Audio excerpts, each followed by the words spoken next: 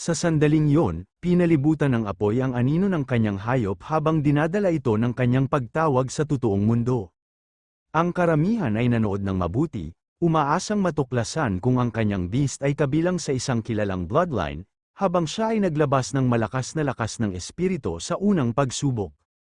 Nang mawala ang apoy, nasulyapan ng mga nagtitipo na madla ang mga sulyap sa tainga ng isang beast, at nang mas humina ang apoy, nakita nila ang mukha ng isang aso. Nang maapula ang apoy, nakita nila ang isang mahinang Galehound beast na natutulog sa lupa. Nagtataka ang mga ito habang nagtatanong kung ang Galehound ay hindi ba ang pinakamababang Dreadong beast sa tuntunin ng kalidad ng bloodline. Ang isa pa ay nagtatanong kung seryoso ba siya, at ang isa pa ay nagtatanong kung bakit mayroon pa ring tao na nakipagkontrata sa isang Galehound bilang kanilang beast sa panahon ngayon. Sa sandaling yun, nagsimulang gumalaw ang asong yun dahil sa kaguluhan. Tumayo ito at curious na tumingin sa paligid, habang nakakunot ang noo ng examiner sa mahinang Galehound beast. Naisip niya na bukod sa napakalaking espiritu ng lakas ni Xiao Xingyu, ang kalidad ng bloodline ng beast ay isang pangunahing salik na naglilimita sa isang beast tamer sa pag-unlad sa hinaharap. Malinaw na ang beast ni Xiao Xingyu ay may mahinang kalidad ng bloodline, ipinikit niya ang kanyang mga mata, naghahanda na ipahayag ang kanyang pagkabigo, ngunit biglang nag-ingay ang Galehound. Nang magsimulang gumalaw ang aso, napukaw ang atensyon ng mga tao sa mga galaw nito, isang saksi ang nagtaas ng isang kilay, malinaw na nag-aalinlangan na ang beast ay isang mahinang Galehound. Ang mga mata ng mahinang Galehound ay namumula nang magsimulang kumikinang ang krus sa mukha nito. Lumaki ito, naging mas mabangis habang pinalibutan ito ng isang madilim na pulang-pulang kumikinang. Ang isang individual ay sumigaw sa pagkamangha, na nangangatwira na ang mga Galehound ay hindi maaaring mag-evolve, lalo na dahil wala silang evolusyonaryong landas upang magsimula. Lumapit ang examiner, nalampasan ng beast ang laki nito, at nagsimula ng bloodline check device. Pinatunayan nito na ang beast ay isang Hellwind Wolf na may epic Hell bloodline, na may kakayahan sa Hellfire at Hellbind. Ito ay may attribute sa Fire type at Air type. Gayunpaman, ang kakayahan sa Hell Howl ay nakalock sa ngayon. Nabigo ang kagamitan na makilala ang isang evolution path, at habang pinag-aaralan niya ang mga katotohanan, sinimulan niyang tanungin ang kanyang sarili, iniisip kung ang beast ay nasa ikalawang yugto ng ebolusyon nito. Ngumiti siya pabalik kay Xiao Xingyu, nauunawaan na tama ang kanyang mga hinala tungkol sa kahangahangang potensyal ng binata.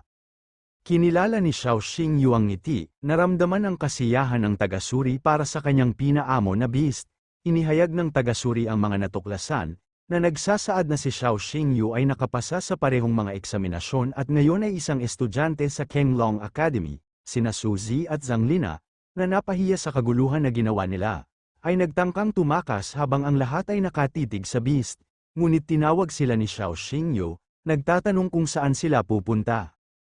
Lumingon si Suzy sa likod upang hanapin si Xiao Xingyu na nakatayo malapit sa kanyang malaking pinaamo na beast. Sa isang sarkastikong tono, nagtanong si Xiao Xingyu kung nakalimutan ni Suzy ang naunang kasunduan.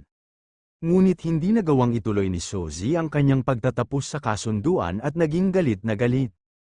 Itinuro niya si Xiao Xingyu, sinabi sa kanya na hindi siya dapat maging mayabang, sinabi niya na hindi niya tutuperan ang kanilang kasunduan at hinarap si Xiao Xingyu, tinanong kung ano ang balak niyang gawin tungkol dito. Samantala, pinanood ni Zhang Lina, nahihiya at hindi sigurado kung paano tutugon. Habang inutusan niya ang kanyang beast na kunin si Suzy, ang ekspresyon ni Xiao Xingyu ay nagbago mula sa kasiyahan hanggang sa galit. Sakto namang lumingon si Suzy para makita ang beast na patungo sa kanya, na ikinagulat nito.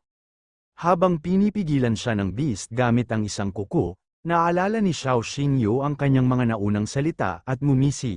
Inanunsyo niya na tutuperin ni Suzy ang kanyang pagtatapos ng kasunduan sa pamamagitan ng pagtawag sa kanya ng ama. Naunawaan ni Suzy na wala na siyang paraan para makalabas sa senaryo na kanyang ginawa.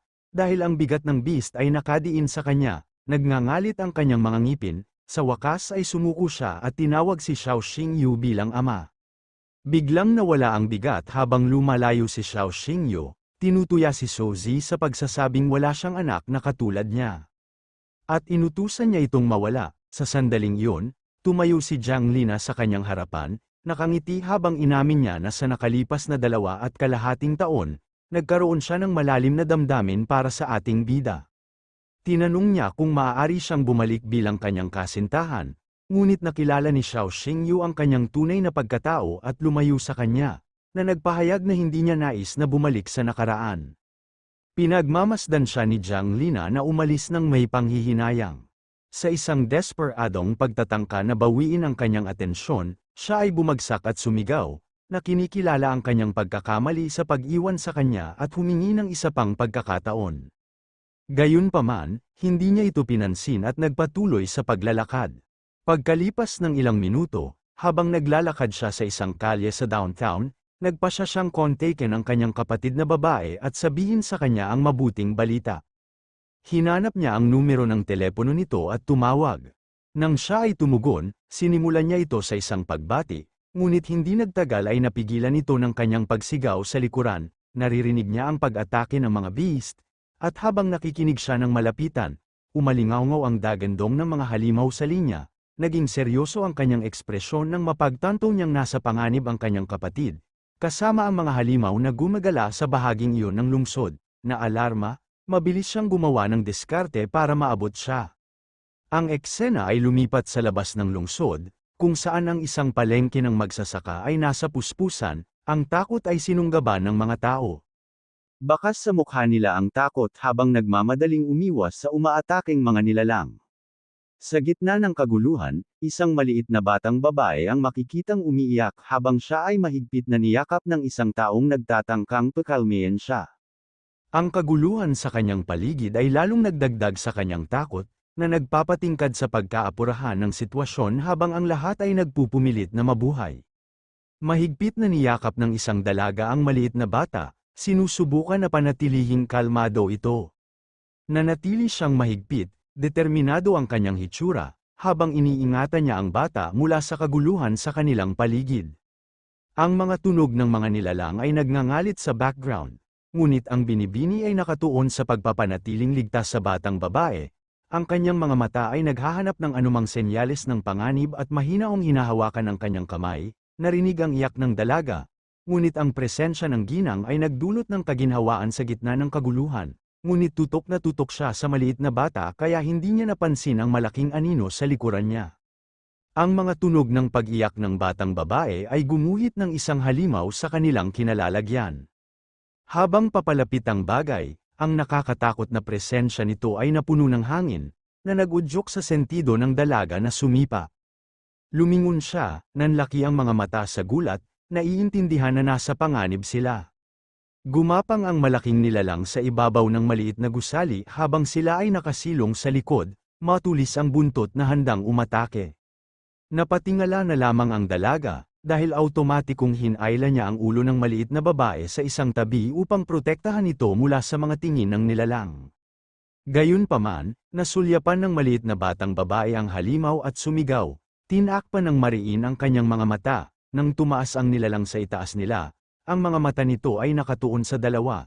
Napagtanto ng dalaga ang kabigatan ng sitwasyon, maaaring ito na ang kanilang kamatayan, nakaramdam ng takot ang kanyang puso, ngunit nanatili siyang matatag, determinadong protektahan ang bata kahit na ano ang mangyari.